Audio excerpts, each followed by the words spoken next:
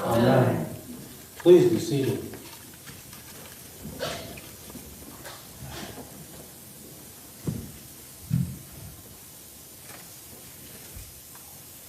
The light we carry, the light we carry. Think of the indignity and the pain that Jesus suffered as he was first stripped, then nailed to a cross in full public view. But even as we hear the story, we also know that it has been 1989 years since this event. And we still remember that he told the thief who had been crucified on the cross next to him, he said, "Truly I tell you, today you will be with me in paradise." But he still wasn't finished. For we also remember that 3 days later he was raised from the dead, and 50 days after that he ascended into heaven, where he can intercede on our behalf. Jesus was an infinite being who experienced the finite life of a human being. He learned about us by being one of us. He learned about our frailties. He learned about our temptations. And he learned about our frustrations with the life that we live every day. This is the culmination of how we remember Jesus on this last day of Pentecost, last day of the church year. But Jesus didn't set out as just someone to be remembered. That wasn't his purpose. He was born to fulfill the mission on which his Father sent him. He was born to be a light to all humanity, to show us the way. Not only through good things, but bad things as well. We are at the end of the church year now. Last week's gospel talked about the end of the world. This week we hear the dreaded story about the end of Jesus' mortal life. But the story doesn't end there either. It continues on. It's the first week of Advent. Next week our lessons tell us about looking for the second coming of Christ. There's still hope out there. The story is not over, my friends. It is like there is a semicolon between these two thoughts, between one year and the next. A semicolon means that there's more to come. Jesus carried the light with him while he was with us, and he still carries that light today, because we still are hearing about it. We can still look to him as our guide along the way. You know, in reading the Bible from cover to cover, I've learned that it literally contains the story of our lives. The story of each one of us. Each had our moment of conception. Each had our moment of birth. The moment when God breathed the breath of life into each of us. And then we began to learn about life. About how to live in community. How to tell the difference between right and wrong. But all the while, we carry with us the light of who we are and why we were created. Because just like Jesus was born to bring that light, his light into the world, we were born to bring our light into the world as well. We have something to share with others. Here's a story about another life, a shepherd who played the flute. That was the light that was given to him, the ability to play the flute. One night when the skies were clear, letting the cold stars cross the ground, and an old shepherd sat alone on the side of a great mountain. The cold of the approaching winter reminded him only of his age, and sadness crept into his heart as he wondered of what value his life had been. All my life I have roamed the mountain, he thought to himself, and I have taken to myself neither wife nor friends. Only the sheep have shared my years. And his sorrow prompted him to question whether his life had been of value in God's sight. Below, he could see the lights of the villages and thought of the many kindnesses and good things that he might have done amongst the people there. The burdens he might have shared, or the many heavy moments that he could have lightened for someone else.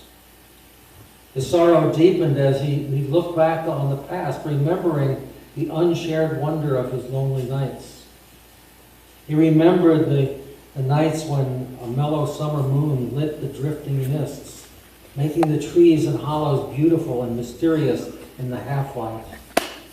He had memories of the warm perfumes of the mountain meadows on nights when gentle movements of the sheep and the distant murmur of streams filled him with peace and happiness. He recalled the music he made with his wooden flute as he sat alone, but for the sheep and the mountain. But all of this he had done alone, with none to know the beauty of it all. Then taking out his flute gently in his gnarled hands,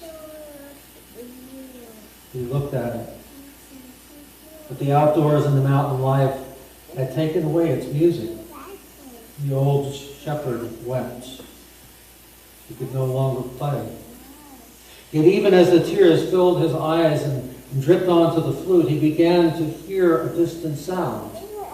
Looking around, he could not see from whence it came, yet all of the time it grew in volume. And as he looked, wondering, into the valley, it burst upon him as a great symphony echoing from below. So beautiful, so sweet was it that his tears of sorrow became tears of joy. And he stood up breathless to look into the valley laid out beneath him. As he stood transfixed by the wonder of the silver-toned sounds that told of the mountain in all its various beauties, God spoke to him and said, "Old shepherd, do you not recognize the music?" Overcome and frightened by the voice, the shepherd fell on his knees, unable to speak. Then God came forward and touched him on the brow.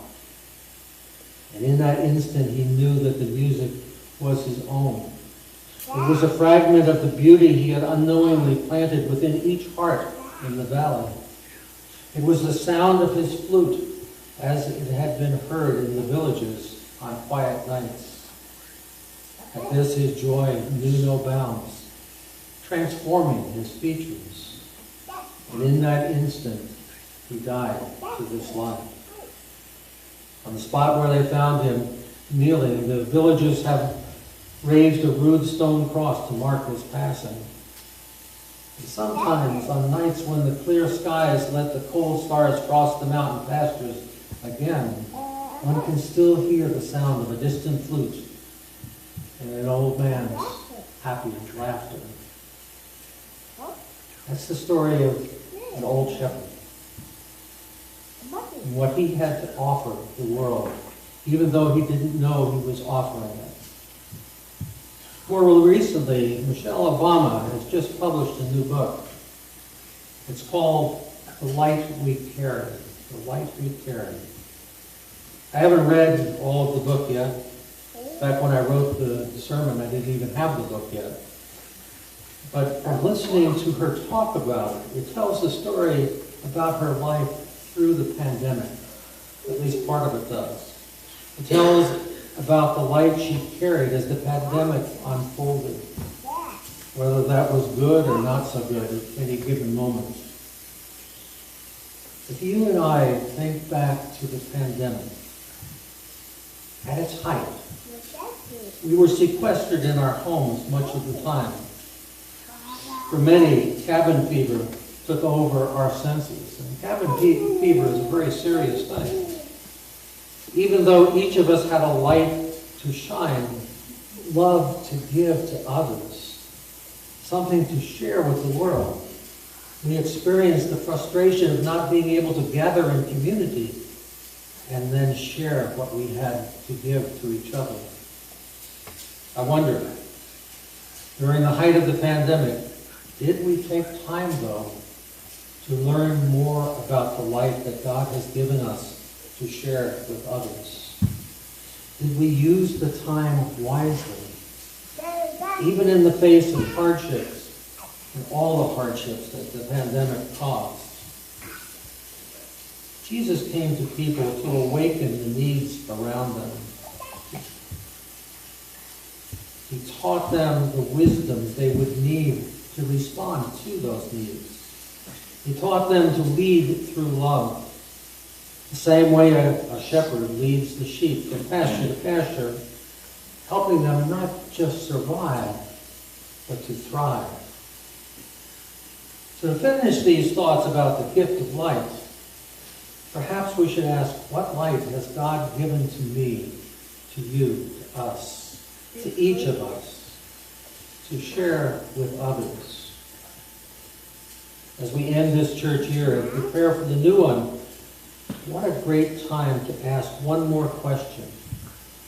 How do we plan to let our light shine before others in the year ahead? Michelle Obama dedicated her new book to, and this is a quote, all those who use their light to make sure that others feel seen. What a special and simple place to start a new year. And this morning, as I was waiting for a breakfast sandwich to come, I read this from her book. She's talking about the children that came in groups to the White House for a tour of the White House and to meet the President and the First Lady. During one such visit, a little girl named Anya raised her hand. When I called on her, she stood up and asked my age. The answer at the time was 51. And then flattered me by saying that I looked too young to be that old. Laughing, I waved to her and told her to come on up to the front of the room. And I gave her a big, enveloping hug. More hands immediately shot into the air. As the session wrapped up, it seemed that a lot of the remaining questions had vanished, and they were replaced by just one. Can I please have a hug?